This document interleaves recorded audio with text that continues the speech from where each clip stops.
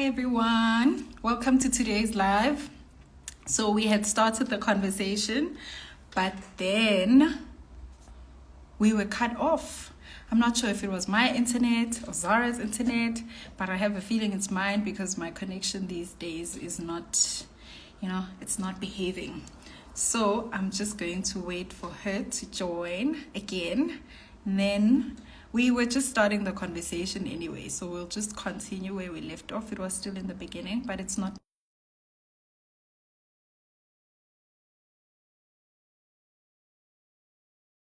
But if you just joined us and you were not on the first time when we tried hosting the live, we are speaking about self-defense. We are redefining self-defense.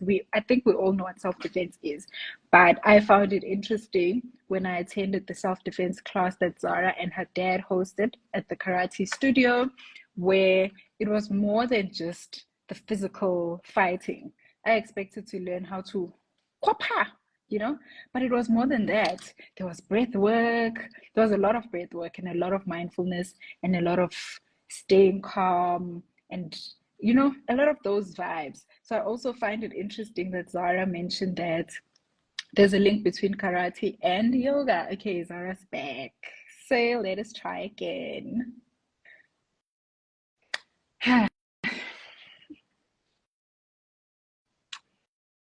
The power of mindfulness, says Husa.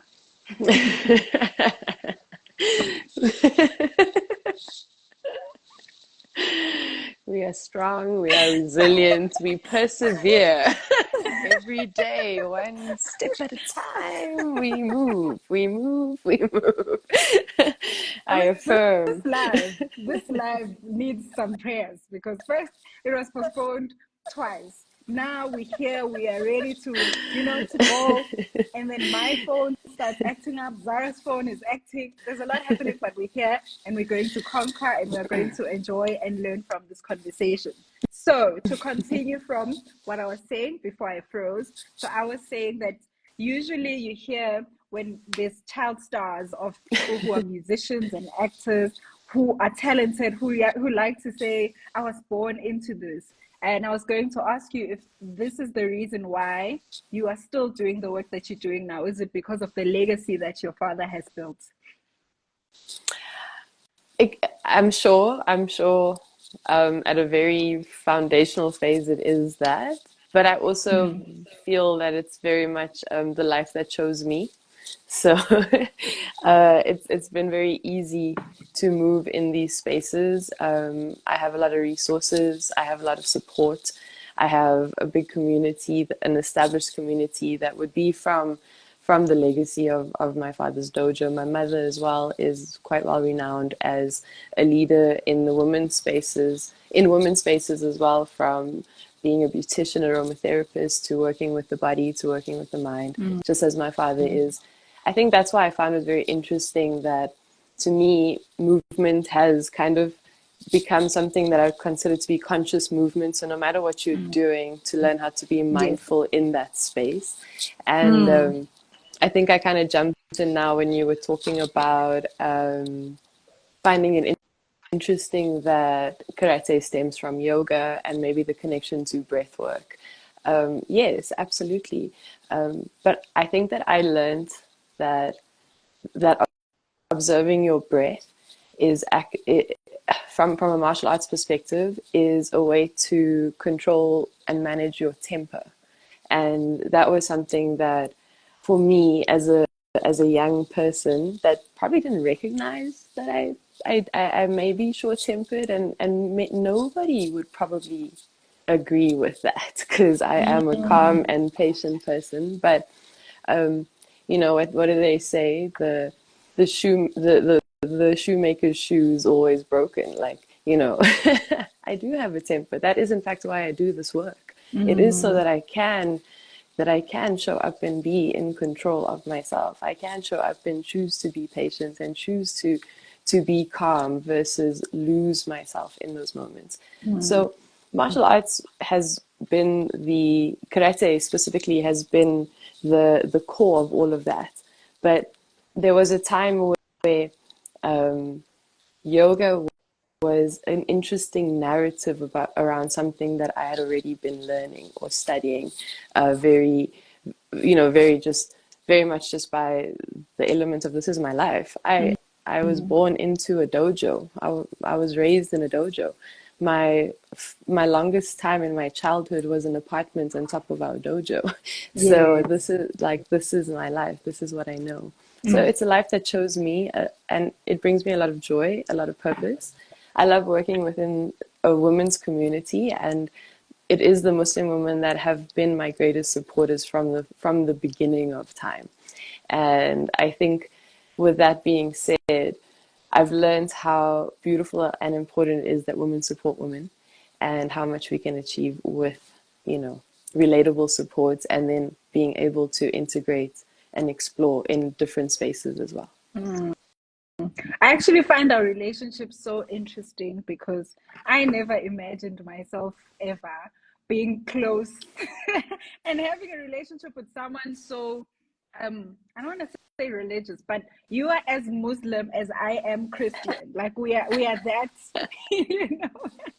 Like I am so Christian and I can be so Christian with you, and you are so Muslim and you can be so Muslim with me, and it doesn't feel weird. I don't know how we're doing this, but I think it's so beautiful, and I wanted to just highlight that. I realize that now because also with the hike that we're doing at the end of the month, I'm also realizing that there's so many people that are reaching out, and I'm like, I don't know how to say these names. Oh my goodness!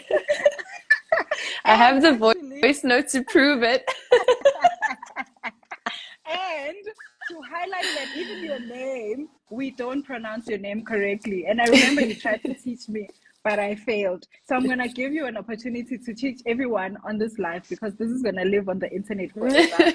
How do we say your name correctly? Okay. All right. So my name is an Arabic name by origin. It's Zahra. The H in the middle of the name is considered to be a soft ha. It's a ha. So Zahra. Yeah. Yeah. It means radiance. It means flowers. So I believe in Zulu. It means the translation is Bali. Mbali. Ah, Mbali. I'm gonna change it to Bali. You I can mean, come change on, it. Bali sage. Mbali say.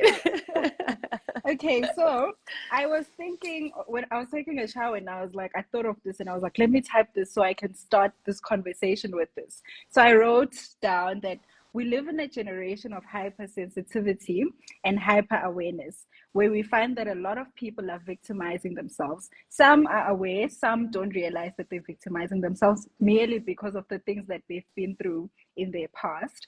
And you find that there are a lot of people that are apologizing for simply speaking the truth or being themselves. Um, but at the same time, we find people who say that this is who I am and this is how I am, and they use that as an excuse to be mean, rude, and inconsiderate, hiding behind a mask of authenticity. And I think because we are speaking today about all the different aspects of self defense, I thought there's also an element of how defensive we are and can be as a generation, because we all have so many opinions, we all have so many beliefs. Sometimes we want to impose our beliefs on others, which I think is why it's beautiful what I mentioned between me being able to be so Christian with you and you being able to be so Muslim with me. But I don't know if you have anything to say to start the conversation off with, any reflections from what I just mentioned. Woo! Can you send that to me on an email so Awesome. I can? Let's go. What did I'm you gonna just put it. say? I'm gonna post it on here. Let me post it in the chat, in the comments. Feedback. Whoa, no wait. Give me pull something out of there that I can So I'm begin gonna with. say it again. We live in a generation of people who are hypersensitive and hyper aware, and then you find people who are so sensitive that they get offended easily because they feel like everyone's out there to attack them. And I'm not saying I blame a lot of those people, because there's a lot that has happened and is happening in our lives. So you just find yourself feeling like everyone's out there to get you. That's the one part. Let's start there.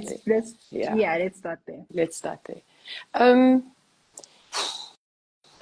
So I think I made notes, but these notes are not relative to this Nope, they're question. not.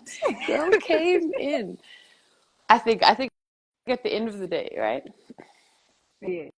With great power comes great responsibility. What is our power?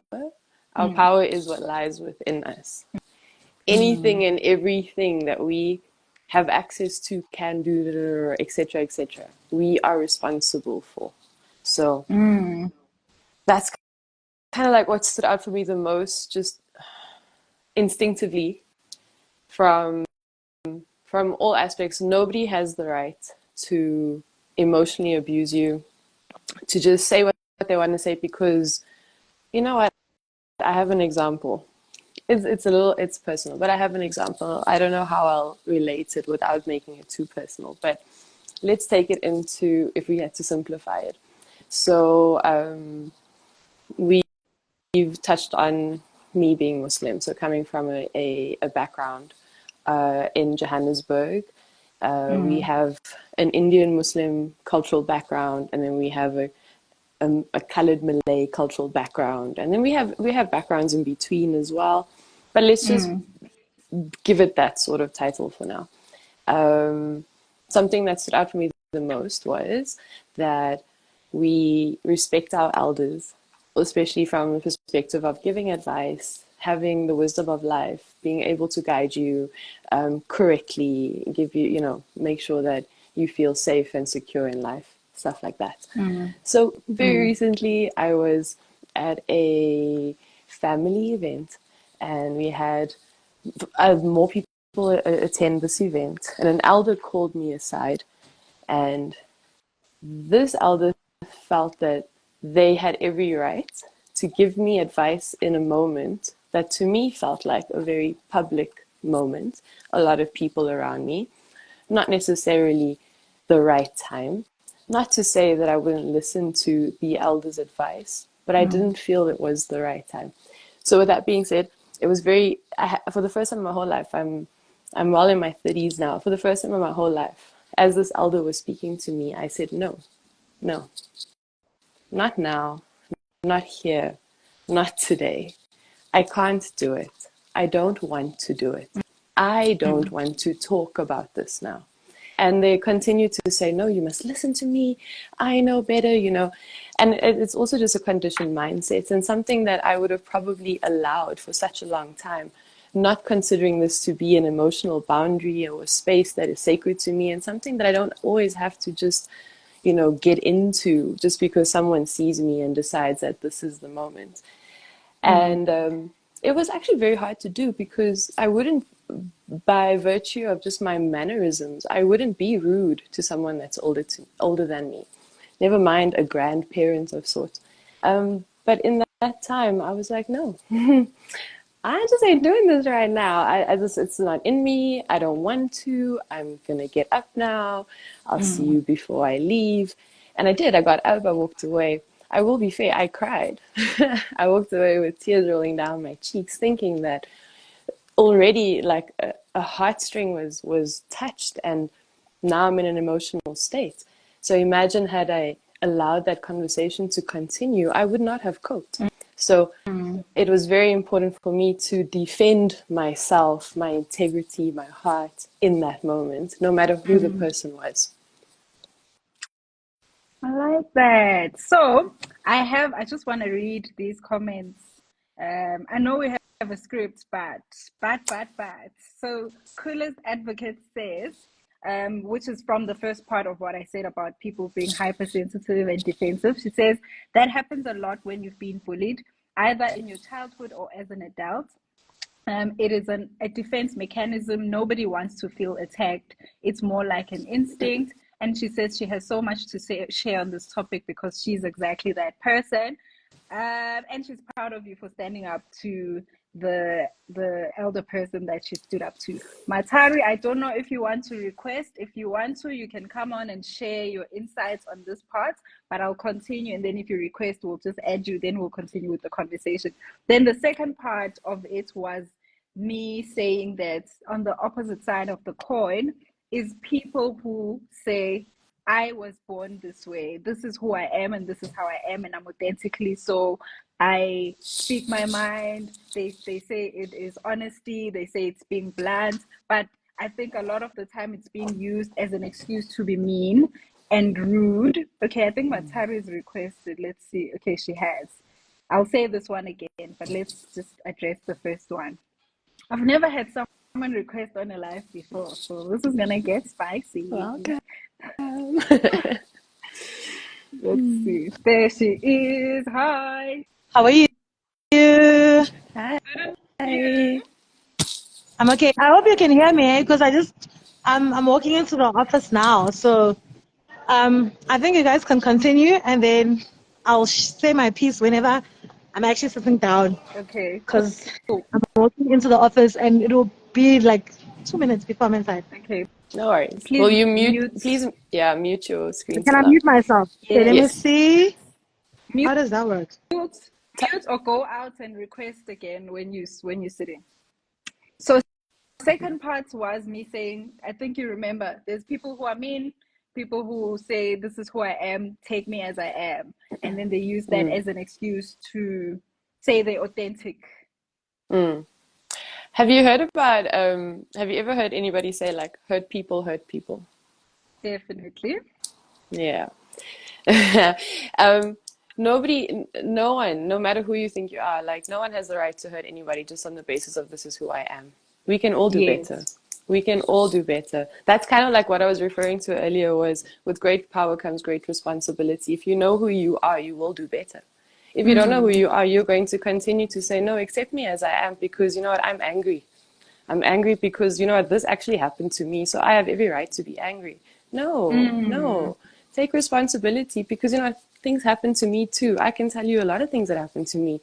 I'm not going around spitting poison at people because, you know what, I'm angry. No, Yes. take responsibility. That's you. And I will hold you to that every time. I don't accept nobody's poison. Keep your poison to yourself and learn how to dissolve that within yourself. That's why we move. That's why we learn how to breathe. That's why we say eat well. That's why we say think well. What are you allowing into your space? Because it's poison. It can be toxic if you choose to watch gruesome movies and play games that are about fighting, killing, blah, blah, blah, and then this is what you're fueling yourself with. You listen to music that is inciting violence, you whatever, and it's inspiring you. What is it inspiring inside of you? Besides a resistance, which I completely understand. Yes, there's a time to fight. Yes, we must resist. Yes, we must resolve. But there's also accountability and responsibility. Who are you? Who are you under the fight? Who are you beyond that? Who are you at your core? And at the core of all of that, how do you treat the people that you love and care about? But never mind those people that at the core of your like nucleus, how do you treat people beyond that? People that don't look like you, people that, you know, don't sound like you. Who are you? That's what inspires me. Love. Okay, I see Matari is sitting down, so over to you. You need to unmute first. Step one. We're all learning, babes. Don't worry.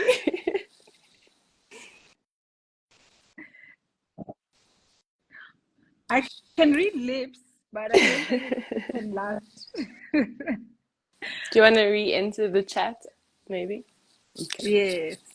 Okay, so just to remind everyone who's here, the topic is actually self-defense, but not the normal, usual self-defense, because I realized after attending a self-defense class that was hosted by Zahra and her dad, I realized that self-defense is more than just hiya. And I went there to learn how to hire and kick bums, but I came back more empowered than I could have imagined. Okay, she's requested and I've accepted. So let's see. Self-defense is to kick balls, not bums. And run. And run. Kick and run. Kick, run. Kick, run. And shout. We'll get into it. Okay, Matari, I'm giving you 4 minutes max. Yeah, but like so much was said here, like you guys said a mouthful, but I just want to say, first of all, I love this topic. I absolutely respect the work that you're doing here. And, you know, it's so important to touch on these type of topics. So I heard you saying something with great power comes great responsibility, and there's something similar in the Bible that says, "Who much is given, much is required," right? And it's more or less the same thing. And when you're talking about hypersensitivity and sometimes finding yourself in a situation where you like kind of have to defend yourself, but you don't really want to defend yourself, but you feel like in that moment, like the only way to protect yourself is to defend yourself. I think, first of all, it's an instinct. Like I said, I think it's kind of like a defense mechanism that happens when you've been subjected to a lot of bullying, either maybe through your childhood, maybe it could be childhood trauma. Maybe you grew up with parents that are always scolding you. You grew up in a family where you are never good enough. You're always the one that's being blamed for everything that's happening, whether you are responsible for it or not. Also when it comes to friendships as well, you kind of like always have to, go the extra mile to prove your worth. I think that kind of in a way does create that sense of defense mechanism. It's a defense mechanism. It does create that kind of a personality where you feel like you constantly need to react to things, even when there's actually power in not reacting. But then again, I actually support, for instance, like what you were saying now. You were talking about a situation whereby you found yourself having to say to an elderly person, "Listen, this is not the place, this is not the time." And that's another thing. And I think that has a lot to do with our boundaries as individuals. When we don't have boundaries, we allow people to treat us in ways that make us feel uncomfortable. We allow people to treat us in ways that make us feel unhappy, that make us feel burnt out. When you don't have capacity and you're pouring from an empty cup, you might find yourself in a situation where you become defensive and at some point, and nobody understands why are you reacting like this? Like it's not that. For other people, they may think this is not that serious, but it's like actually it is that serious because I'm reacting like this because this is like an internal. That's all. I think it's actually our emotional reaction to the things that are happening around us. It simply just says that you need to also sit down with yourself as an individual, excuse me, and you need to ask yourself what is wrong. If you can go to therapy, that's perfect. If you can talk to other people about it, that would also be very much helpful because then it will help you to understand that it's not always your fault that you are the way that you are. And I'm also now going to the topic where you said that there are some people that say, no, but I've always been like this, I was born like this, so there's nothing that I can do about it. That on its own is just unwillingness to take accountability for your actions. That on its own is that is one other people. And just say, you know what, I'm like this. I'm rude.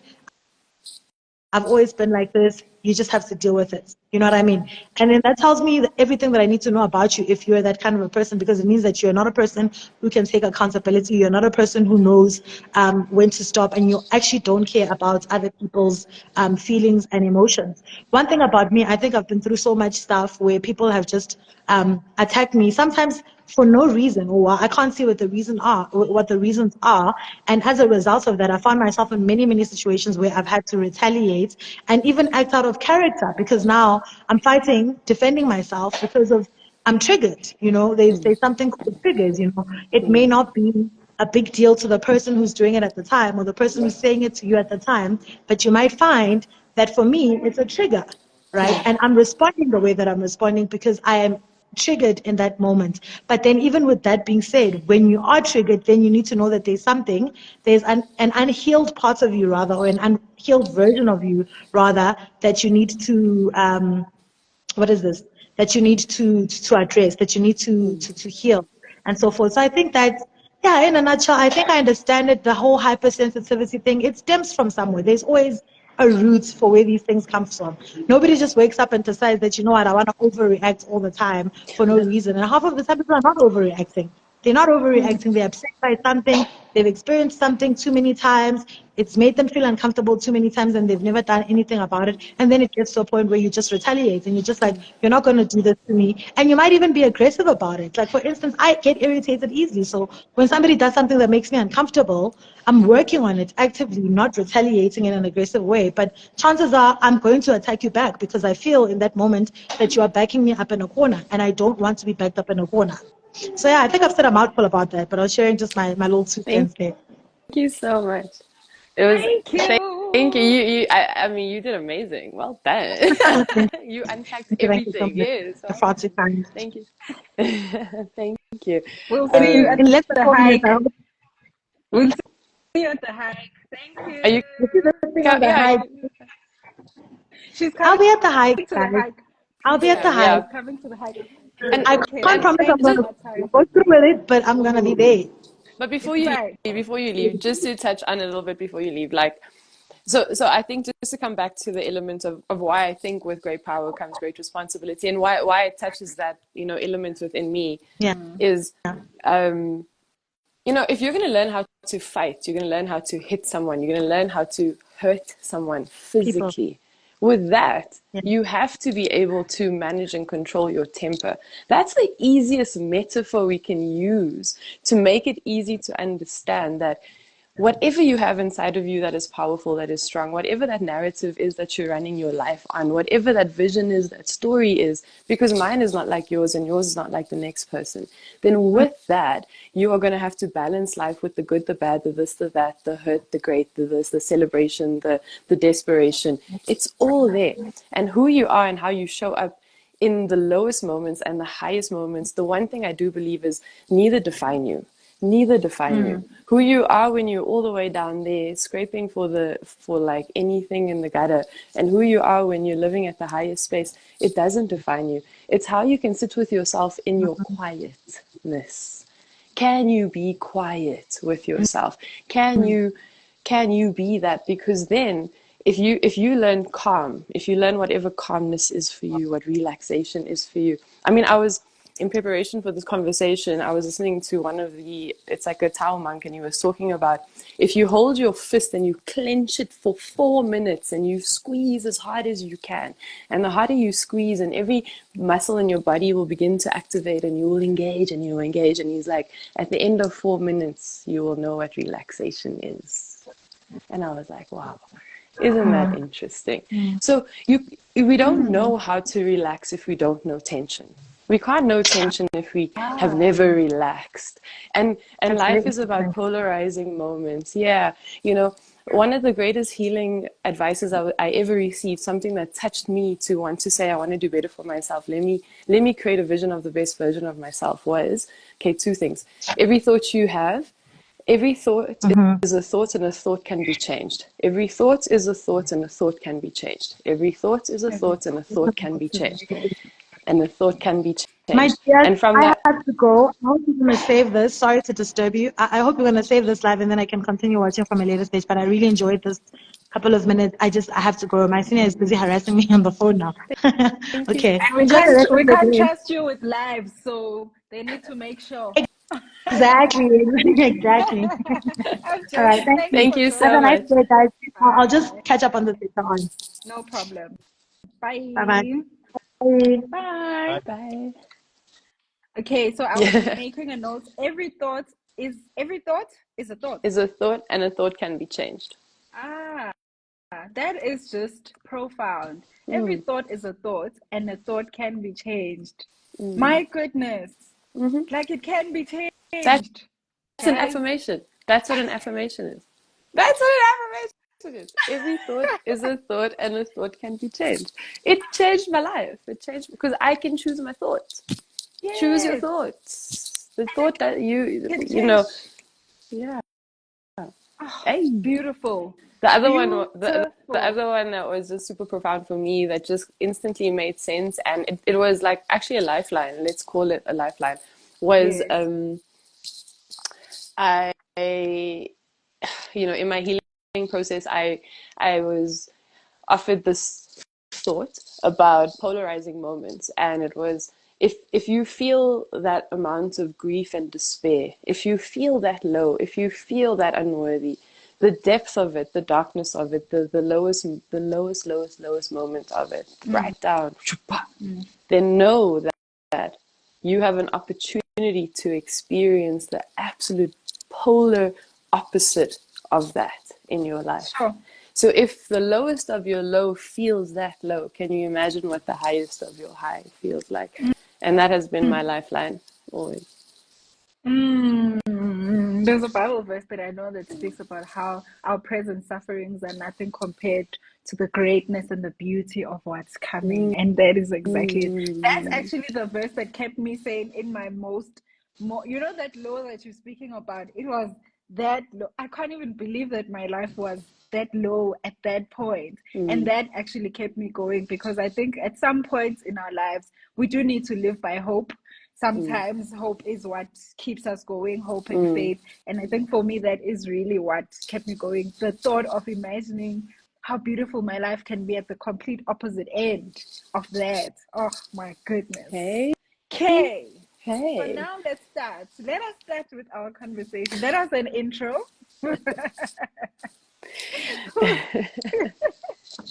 We have done our intro, but I think we've covered some of the things that we were going to speak about in any case. But I just want to go back to the whole self-defense thing. What, in essence, what is self-defense? When you teach me self-defense, what are you teaching me? Both the physical, the emotional, and the mental aspect. I guess 2 words that you could use is awareness and protection.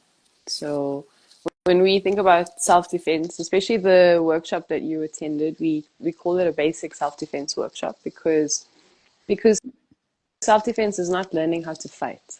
It's not that. So I do remember the workshop that you were at, we touched on being aware of where you are at all times, and considering that we are in South Africa. It is what it is. We are not afforded we're not afforded to have like I guess moments of just I don't know, distraction. We just are not afforded. So with that being said, learning about spatial awareness is something that can help you to avoid or devoid situations.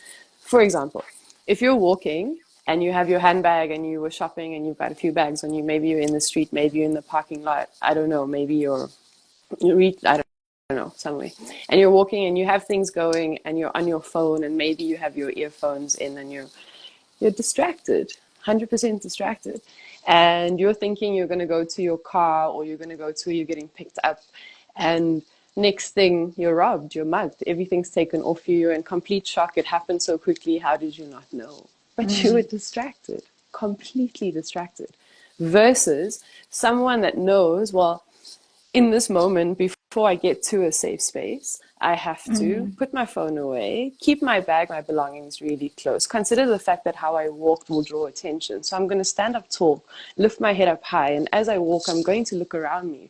I'm going to let anyone that's considering wanting to mug or rob me know that I am, in fact, aware. I'm looking to see. I'm not saying you're always going to get it right, but if I'm walking in front of somebody and I'm walking with like a long spine and I'm looking tall and I'm appearing vigilant and there's someone behind me that has a head in the phone and not considering what's happening, I'm not going to be the victim.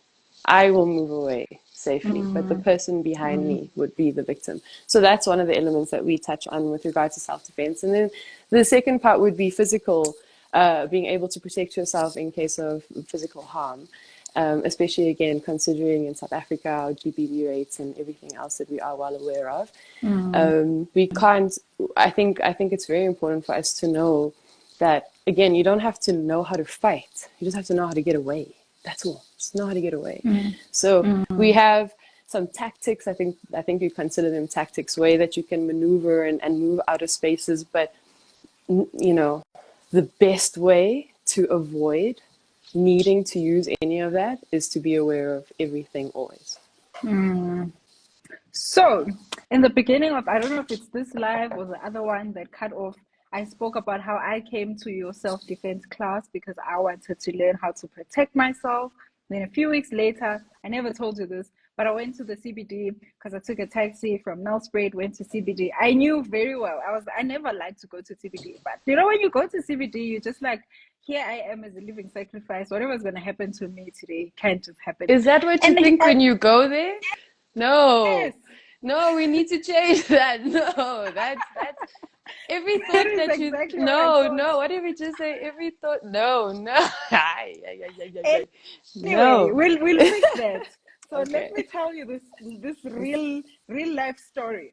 So now I'm going there and I'm thinking, okay, wherever the taxi is gonna leave me, I'm gonna get off at the most safest place in the taxi rank at Park Station. So I'm like, yeah, but I know the bus's side is safer because there's security. So I'm just gonna try and get off there. Whew, my goodness. So the taxi leaves me. I'm like, oh my gosh, is this where the taxi ends? The driver's like, yes. And I usually use a bus. Like I take the bus. I never take a taxi. But I was like, let me just take a taxi, just to remember my routes, I got there. Then I start walking and there's a guy who's now talking to me. And the thing is, when you are in the CBD, I felt like in that instance, I had to either choose, I had to let that guy choose to be the guy that walks with me, and he is the one who's going to do whatever it is that he's going to do with me. Rather, he walks with me on the way than I walk alone, because either way, there's going to be someone else on my way that's going to come to me anyway. So the fact that there's now this guy who I'm trying to get off my back, who's walking with me, and I'm like, I don't want to walk with you. I don't want to talk to you. That time I looked very nice. I looked very sexy. I didn't look Park Station ready. That was part of the things that I felt when I got home, and I blamed myself because I was like, what were you thinking? Why were you wearing a weave? Why were you wearing such nice sneakers? Why were you wearing your watch? Why? I just blamed myself for all those things. But I was like, okay, let's just see where this goes. But I'm just going to carry on with this guy, because at least now there's someone who's walking with me. I get to a part where I'm like, okay, I need to run, but also I can't run because I'm not sure where I'm going. Oh my goodness, what am I going to do? But I remember I did the self-defense lessons. Self-defense went out the window. I didn't remember anything. Because it's scary. How scary? Yes, It's scary. I was so scared. We got to in front of the Gautrain station, and this guy is like, you know that if I took your phone, the Nigerians would ask me for 3,000 rand, but I don't want your phone. I just want 140. I think he wanted 140 or 150. And here I am thinking, but the only 150 rand that I have is my I was going to use to pay for an Uber. I was going to take a Gautrain and then take an Uber to my place. I'm like, but this is the only cash I have. But okay, thank goodness I have cash, because if I didn't have cash, this guy's going to take my bags. So now I'm trying to take out the money from my wallet, but I'm like, what if this guy grabs my wallet now as I'm trying to take the thingy? So now it gets scarier, because I'm trying to get further from him, and he's getting irritated because he feels like I'm trying to rob him. Who's wrong? You didn't prep me for this at all. I'm just thinking yes, how many conversations have we had since this happened and you didn't tell me? Okay, I see you. I think I'm healed now, because I was very traumatized after that happened. So This now I'm sounds trying to give this intense. guy. Yeah. No, it was very scary. I want to give this guy his money now, because he's getting irritated, and I'm like, if I don't give him the money, he's gonna grab my phone or my bag, and in my bag is everything. And if he takes my bag, I'm dead. So I'm like, okay. I tried to go stand next to this other guy who was selling, I think, sweets. He's like, do you think I'm scared of this guy? He's not gonna do anything. You better give me my money now, or else. I'm like, oh my goodness, what is gonna happen? And I look around, there's no one there, so I couldn't scream, I couldn't run. If I ran, he was gonna catch me, and I've been mugged again, by the way. So it's now I'm thinking, okay, the first time I tried to run when I got mugged, they tripped me and they grabbed whatever they wanted. So right now, let's just give this guy what he wants. Gave him, then I called a friend to try and tell him what just happened. I took the Gautrain. He requested an Uber for me. I got home. I was actually planning to go to church after that. I got home and I felt like I never want to leave my place ever again, because that was the worst thing to ever happen. And I felt like, what was I thinking? I mean, I learned so much. Why did I take the self-defense class? So many hours we spent there. I couldn't even I blamed myself so much for It's that. not about, So I just wanted to mention that. You did the right thing, because you're here to tell us you're here to tell us the story. I think that's always something to remember, because all of these situations can escalate in ways that we have no control over. No one can create any scenario for you. Nobody can do that. And I think that even though I think naturally when we're trying to process something like this, we're always going to play it back and think of all the things we should have done or could have done or why didn't we do. And I guess in a sense we blame ourselves, victim blaming, internally. But maybe it's just the way that we process something that was really scary. And one of the ways to process that is to consider all the options that you may have been able to do had you been, I don't know, trained to do it. But who's to say that I wouldn't have reacted the same way that you did? But I do think that at the essence of all, I think the best thing is just give what they ask for. Just give. Just give it. Don't fight it. Don't ask for your. If they want your purse, I know it's. I know. Don't ask for your fucking license. I'm sorry. Don't fucking ask for your license. Just give Yeah. everything. Like, stop being who. Like, and I speak of this because it happens so many times, and I hear this so often. Someone got shot 2 weeks ago in Fordsburg because he got mugged on Mint Road or Church, no, on Mint Road. And he followed the guy and said, I just want my license. I just want my license. He followed the guy until the guy turned around and shot him. I'm sorry, guys, it's not worth it. I know Home Affairs is what. Please, just give it. I want to cry and say, just give it. This is where we live. It's shit. It sucks. I'm sorry. It sucks. It sucks balls. I'm sorry. But just give it. Just give it. So that's an element of being mugged. It's a different story when you're being attacked. It's a different story when you're being sexually violated. Like there's, we approach everything differently. But yeah, materialistically, a car, just give it. Like, what happens if you don't give the car? Just give it. You've got insurance. You'll figure it out. There's the police. You'll figure it out. Yeah. Yeah. That's true. Anyways, so that's my story. Sorry that you're finding us on this public platform. I actually just remembered this and I'm like, I think that you did the right thing, and I know that it's yeah. hard. What a difficult situation to be in, and honestly, you de-escalated the situation the best that you could. You did remember. You actually did remember. You went, even though the person that you went to maybe couldn't have protected you, you did go to someone else. That person could be a witness for something. That person, can corroborate your story. There's someone there. That person could turn out to be the person that does protect you. So you did the right thing. You found a safe space. You considered all elements. If I didn't give him the money and he stole my bag, I wouldn't be able to phone a friend to help me. So you gave him the money. So you figured it out. And all of that because maybe unconsciously, and something that I hope we practice together and that I know that you practice on your own, is you were able to control your breathing, to manage your breath. Because if you weren't able to do that, and this is why we do it in our self-defense training, is if you're not able to control your breath and you become stressed out and you go, and everything is inside and you get stuck and you're shocked. There's no oxygen to the brain, and when that happens, you just can't think. You don't think clearly. So you have all the tools and you actually use them to the best of your ability in the moment. So I'm very proud of you. Well done. Woohoo! So, why do you think emotional resilience and mental toughness is important in self-defense? To summarize everything that you've already mentioned about the different aspects. Emotional and mental resilience is important in self-defense. I think it comes back to knowing yourself. So like you mentioned earlier, something about triggers, and everybody has triggers, and you have unconscious triggers and you have conscious triggers, and the unconscious ones are maybe from a period in your life that you don't have memories from, whether it was from early life or you've suppressed them or it was so traumatic and you don't remember, and then you have conscious sorry, what's it? I lost my Triggers. thought. What? Triggers, thank you. Triggers, exactly.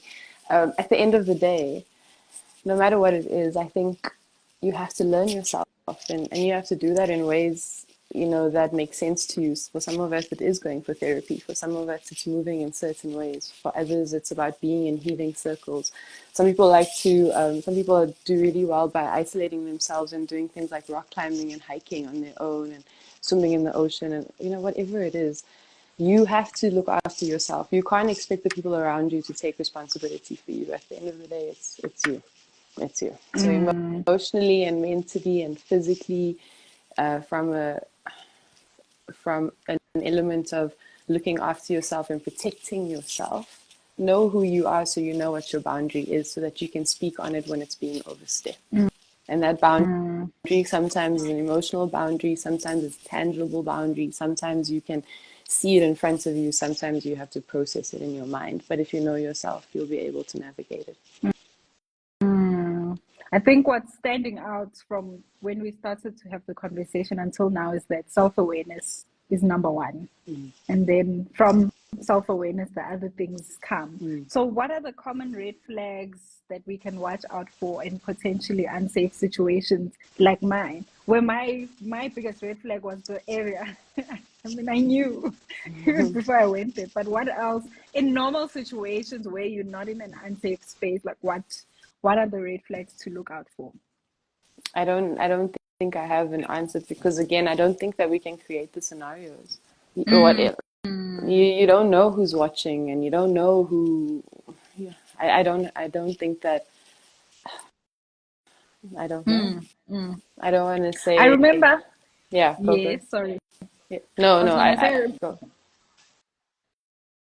I remember at the class, I asked this question, and I think it might be relevant now as well, where I said, what is the difference between being paranoid and being vigilant? And maybe that's how we can answer the other question, where, What did I say? Now, when I go there. Oh, you What gave was the such a answer? beautiful answer. I can't remember, but the answer was, so it doesn't have to be the same one, but realistically, so like, what is Paranoid the difference between now? I am like, I really think something bad is going to happen, as opposed to just, I think you also mentioned something about taking out your parking ticket while you're still walking towards the station, like things that you can do to be proactive. I think that's where it was going. Okay, I have just a minute, then I have to also jump off. So let me see. Yeah, so I do like this example, because we do find ourselves often, in malls, Johannesburg city-wise anyway. And if you are driving, you may find that you're in the parking lot, and you can use that as an example, but maybe you're using public transport, and you can use this as an example as well. Let's say for me, I know that I park my car somewhere and I'm in Cresta Mall, and I'm not going to be shopping anymore. Instead of waiting until I get to the pay station to rummage through my handbag to find my ticket at the last paying space, whether I'm at a coffee shop or if I'm shopping, I'll take time there to take my keys out so that I know exactly where they are, so I can find them, to have my phone in a place that it's easy to find, and to have my parking ticket, whether it's in my hand, my back pocket, but again, somewhere easy to find. It's become such a habit that I often know exactly where everything is, because I put them in the same place. Ticket, I know I have. I'm very like a diligent person, so I'll be like, oh, so ticket in, pay, ticket out, shoot, walk, press my card, there you go, in the car, go, look. And for me, it's even like I said, it's like a little rhyme, it's a poem. I do it so often. But I think that that's like a really good habit to have, without forgetting that, I would be mindful. All of this helps me to be mindful or aware. So I use the word awareness, to look around and be aware of what's happening around me, who's paying this ticket behind me, who's next to me over here. And it's not to profile anybody, it's to be aware. Who is walking behind me over there? Is it someone that I've noticed the whole day, or is it the first time I'm seeing their face? When I'm walking this way, am I walking toward a crowd of people?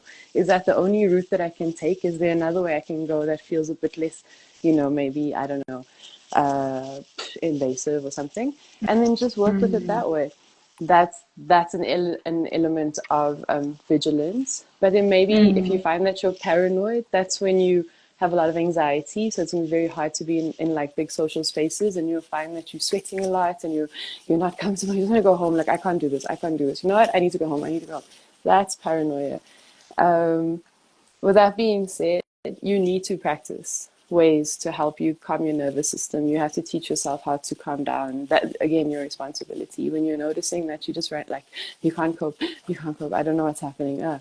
You need to learn how to manage what that is. And, we live in such a beautiful digital age. There's a lot of resources, and reach out to Crazy or myself. And wherever you are, we'll do our best to guide you or refer you to someone that's close to you and affordable, etc., because there's so many resources and you can do it. You can look after yourself. My whole interview, I've got like 2 little gemstones in my hands, just because like calm me down or hold on to something. I'm an ADHD person. This helps me. People are like, how are you ADHD? You look so calm. Because I use all these things to help, so that I can have a conversation with you without having my mind run. I mean, I lost the train of thought just a while ago. That was an hour in. That's really good. Sometimes I can lose it sooner, So yeah, I have to jump Thank you. off now. Thank you. No problem. Thank you so much for this. I think for me, one last thing to highlight what you just said. I think paranoia is when you're living in your head, and vigilance is when you're present, you're in the moment. So it's just separating yourself from those two things. But thank you so much Thank you for so joining. much. I will save this live and people can catch up and take some notes. Have a beautiful day. You too. Bye, guys. Bye. Thank you. Thanks, everyone.